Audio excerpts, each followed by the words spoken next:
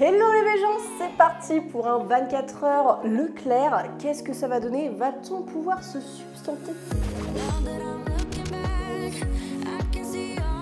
Je ne vous rappelle pas le concept, vous connaissez maintenant, j'ai déjà fait Lidl, Picard et Carouf. Et je vous emmène tout de suite avec moi faire les courses.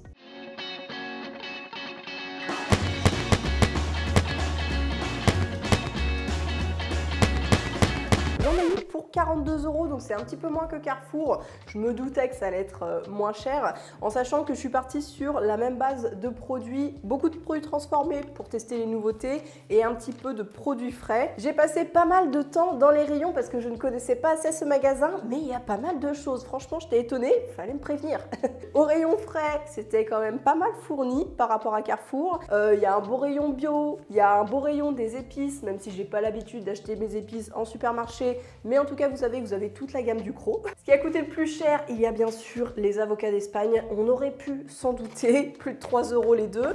Les merguez à pivot à 4,18 €, c'est plus cher que la viande, mais au moins c'est vegan et elles sont bonnes. Et 4,29 € les petits coussins du matin fourrés au beurre de cacahuète qu'on va tester rapidement. On s'est fait plaisir aussi au rayon crèmerie avec une nouveauté à la crème de marron. On va découvrir ce que ça donne. Et également des petites barres de céréales Naked. Je l'ai vraiment pris pour test parce que je vous avoue que la texture me met pas en confiance. À mon avis, c'est à base de coco, voilà, c'est ça.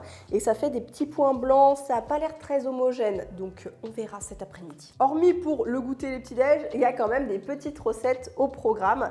Donc le midi, on part sur une quiche aux merguez avec des petits poivrons et des oignons grillés. À mon avis, ça va être bien sympa. Et pour le soir, on n'en a encore jamais fait, mais je me dis que c'est pas mal de partir sur un burger maison, enfin maison. Entendons-nous bien, on va se faire aider de ces petites galettes haricots rouges de Haricot & Co que je ne connais pas du tout. Dessus, on va mettre le petit fromage végétal fondu. À côté, les épis de maïs pour remplacer les frites.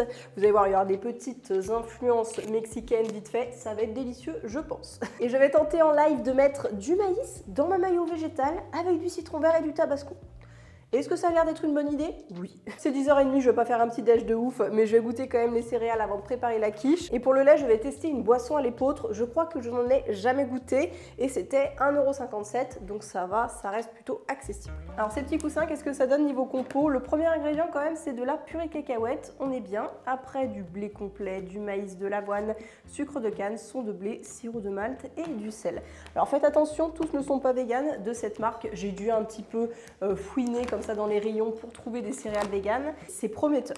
Pour ce petit lait d'épeautre, c'est tout simple, hein, c'est eau, blé d'épeautre, huile de tournesol et sel marin, pas de sucre. Il est pas trop mignon ce bolinet? Bon allez, je goûte. Alors j'aime bien, je trouve qu'il y a assez de sucre et ils ont marqué moins de sucre qu'habituellement, donc heureusement qu'ils en ont pas rajouté.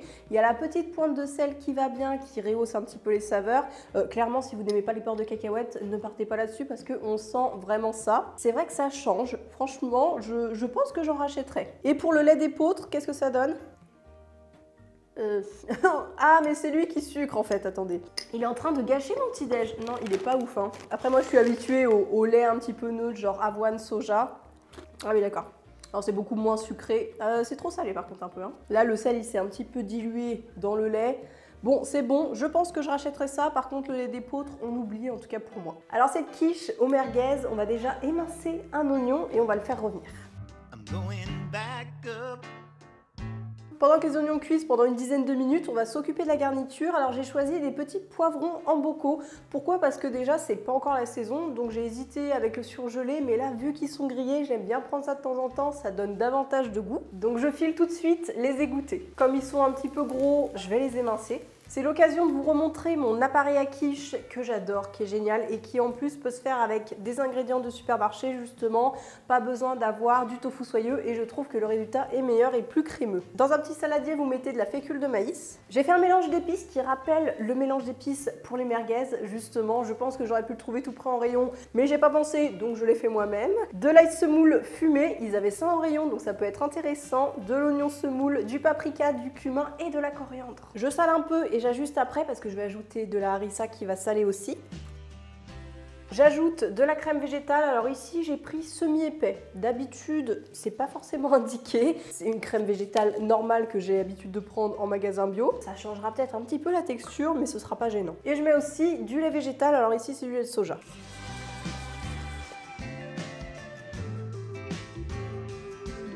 Je vais goûter l'appareil pour voir si c'est déjà assez assaisonné. C'est bon. Ça a déjà le goût de merguez, c'est incroyable. Je pense que cette quiche va être délicieuse parce que je vous le rappelle que je teste toujours les recettes en live avec vous pour les 24 heures. Et sinon d'habitude, je vous rassure, je valide les recettes. Mais là justement, je trouve ça sympa de se challenger. Mes oignons sont cuits, je les réserve sur les poivrons. Ces merguez, qu'est-ce qu'on en dit, qu'est-ce qu'on en pense? On va déjà regarder la composition. Premier ingrédient, eau, après huile de tournesol, protéines de pois, donc il me semble qu'il n'y a pas de soja, protéines de fèves, un peu de stabilisant, des épices forcément, des extraits de betterave rouge pour la couleur, l'enveloppe végétale qui est un petit gélifiant, alginate de calcium. Donc c'est vrai que c'est pas un aliment incorporé au quotidien, c'est pas forcément nutritionnellement intéressant, mais pour se faire plaisir, ça fait du bien. Et là, ce que je trouve intéressant avec ce produit, c'est que contrairement aux Weti qui sont à base de seitan, donc qui sont pas si bluffantes que ça, il faut avouer, ça rappelle vraiment le côté végétal. Ici, on a la petite pellicule autour, la farce qui est bien texturée, les épices, le mélange d'épices est super. Je dirais qu'il manque juste une petite pincée de sel. Et sinon, quand vous croquez dedans, vous avez vraiment le côté juteux qu'on ne retrouve pas avec le seitan, vous voyez. Donc ça, c'est bien. Il faut aussi des chipolatas. Sinon, pour parler un peu des autres produits de chez Apivore, moi, les nuggets, je ne suis pas fan. Je trouve qu'ils ont trop une texture gomme selon comment vous arrivez à les cuire. Ils sont trop durs. Après, le steak, il est pas mal. Il rappelle un peu le Beyond Meat, mais il a un petit peu moins de goût. Il est un peu moins juteux, donc c'est bien si justement vous trouvez le Beyond Meat un peu écœurant. Je sais que c'est le cas pour beaucoup de personnes. Et les chunks un peu façon poulet, ceux-là, ils sont vraiment bien et on les trouve aussi chez Leclerc. Donc on va les faire griller. Comme je vous disais, il n'y a pas besoin d'ajouter d'huile parce que ça va déjà rendre pas mal de petits jus à la cuisson. Elles sont molles comme ça, donc on les met directement.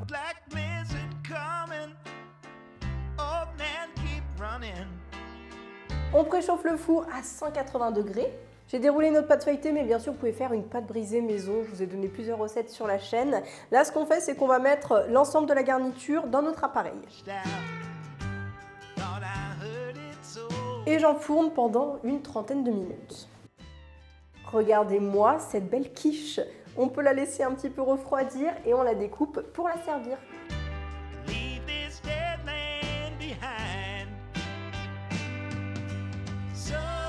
Je pense que j'aurais pu rajouter 5 minutes de plus au four. Laissez-la bien refroidir aussi pour qu'elle ait la bonne texture. Allez, je vais goûter. Alors c'est vraiment très bon hein, avec les petites merguez. En plus on a les oignons, les poivrons grillés. L'appareil il est bien crémeux. Il est parfumé, il est assez assaisonné comme il faut. Franchement, c'est une super quiche. J'aimerais bien voir ce qu'elle donne aussi une fois froide. À mon avis, ça doit être vraiment bon. Je vais manger ça et je vous dis à tout à l'heure pour le goûter. Je vais pas vous cacher, j'ai fait une petite sieste. C'était pas la quiche, mais c'est parce que j'ai fait une insomnie hier soir.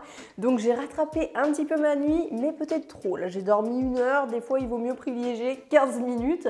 Est-ce que toi aussi, tu fais la sieste? Dis-le moi en commentaire. Vas-y, lâche-toi et dis-moi combien de temps tu dors. Alors, ces petits Charles et Alice végétal nouveaux à la crème de marron. Et oui, on va tester. Moi, j'adorais, vous savez, je crois que c'était les marrons suisses, voilà. Alors, ce ne sera pas le même rendu, je pense, parce que les marrons suisses sont mousseux et là, ça a l'air liquide.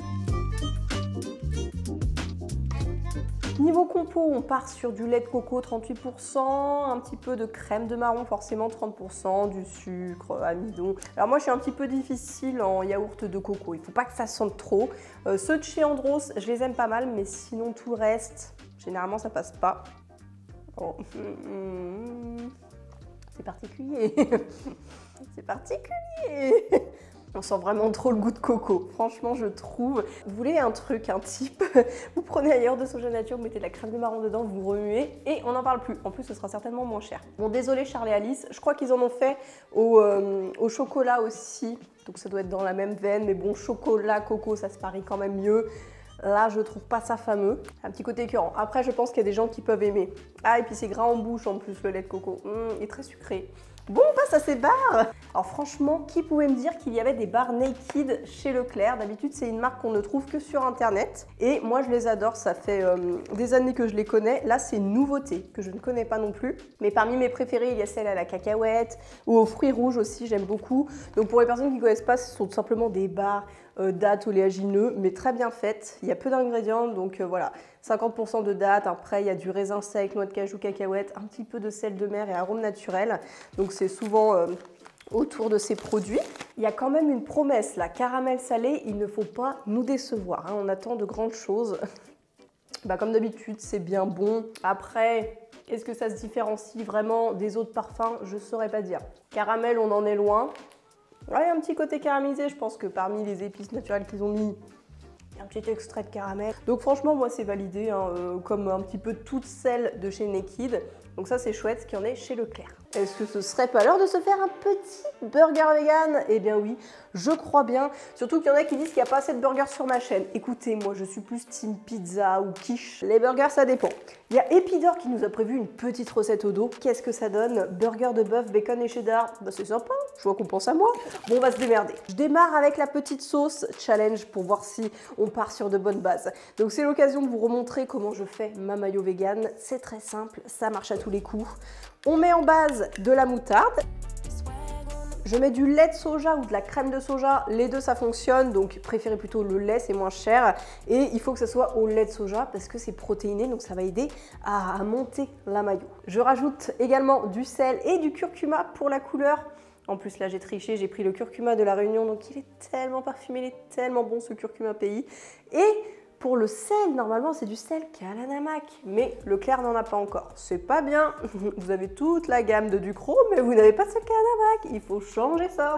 Et bien sûr, de l'huile neutre, que serait une mayonnaise sans huile, vous allez me dire. Je le fais pas à chaque fois, mais j'aime bien ajouter une petite pointe d'acidité. Et là, comme on est sur des inspirations un peu mexicaines, je me suis dit que j'allais partir sur du citron vert, tout simplement. Donc je vais en mettre, je sais pas encore, une demi-cuillère à soupe, je pense un truc comme ça. Et on peut mettre évidemment du tabasco si on a envie. Donc là, je ne le connais pas celui-là, c'est piment chipotle, un peu jalapeno fumé. Donc ça va apporter un petit goût fumé intéressant. Et on mixe tout ça pour qu'il y ait une émulsion et que ça se tienne.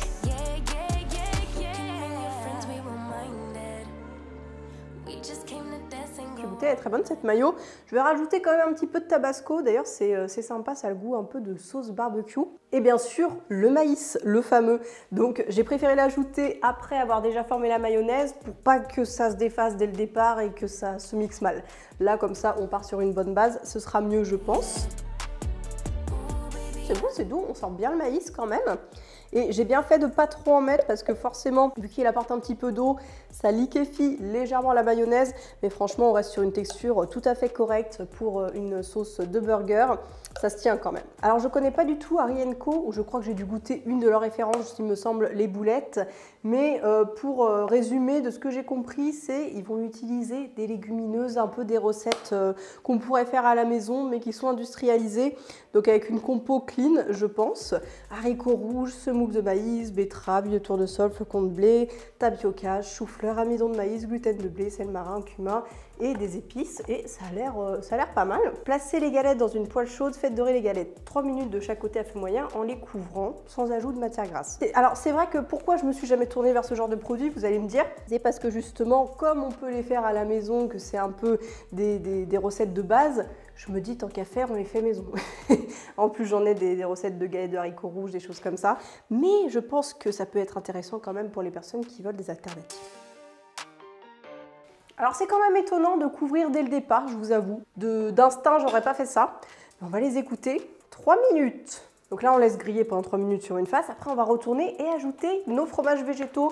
On va mettre une tranche de chaque, on va se faire plaisir. On va utiliser aujourd'hui donc la marque Nurich, que je connais quand même assez bien. Ce sont des alternatives sympas pour avoir un fromage végétal à faire fondre. Globalement, on les trouve de plus en plus en supermarché, donc ça, c'est une bonne nouvelle, que ce soit au rayon fromage, au rayon traiteur végé, ça dépend comment est organisé le magasin. Et je les aime bien. Il existe aussi des versions râpées. Le seul produit que vraiment je déteste chez eux, c'est leur alternative au camembert. Vraiment, je vous déconseille de le consommer. Après, vous pouvez vous faire votre propre avis, hein. Voilà, vous faites ce que vous voulez. Mais pour moi, il a vraiment le goût de pec citron, de liquide vaisselle. Donc à moins que vous aimiez ça, je ne vois pas à qui ça peut plaire, vraiment. Et en plus, la texture est trop ferme, ça, c'est vraiment pas ouf. Donc il y a vraiment une amélioration énorme à faire sur ce produit à mon avis. Pour accompagner le burger, on part sur un classique, un petit peu de salade et de l'avocat. Et pour accompagnement, je me suis dit qu'on allait changer des frites. Donc pour ça, des petits épis de maïs aux épices mexicaines, et oui, qui sont grillés à la poêle, c'est une merveille. Alors j'avais pas vu que j'avais pris un bloc, donc je vous conseille de prendre des tranches parce que sinon, quand on coupe soi-même, c'est un petit peu aléatoire. Ça peut être pratique pour faire soit des sticks un peu panés dans la friteuse, ou alors sinon tout simplement râper. Mais comme il existe déjà des versions râpées, c'est pas forcément intéressant. Allez, on y met. Et là, bien sûr, là, c'est intéressant de couvrir pour faire fondre le fromage végétal. On va faire griller notre pain. Donc pour ça, vous avez deux solutions. Soit au grille-pain, mais je suis pas fan parce qu'on a aussi le côté extérieur qui est toasté. Et sinon, bien sûr, vous coupez en deux et vous mettez les deux faces comme ça au four en mode grill. On va margariner notre petit épi de maïs et mettre les épices autour. Alors ça, je ne sais pas si vous avez l'habitude de faire, mais l'été au barbecue, c'est une merveille. Bon, je vais le faire sur la planche, c'est un petit peu galère. C'est toujours une grande histoire. Oh, idéalement, vous mettez dans une assiette et vous roulez dedans, d'accord? Donc là, on est dans le rush, on dira rien. On dira rien, désolé du croc. On balance ça à la poêle pendant, voilà, griller quelques minutes de chaque face. On ressort la maillot du frais et on passe au dressage.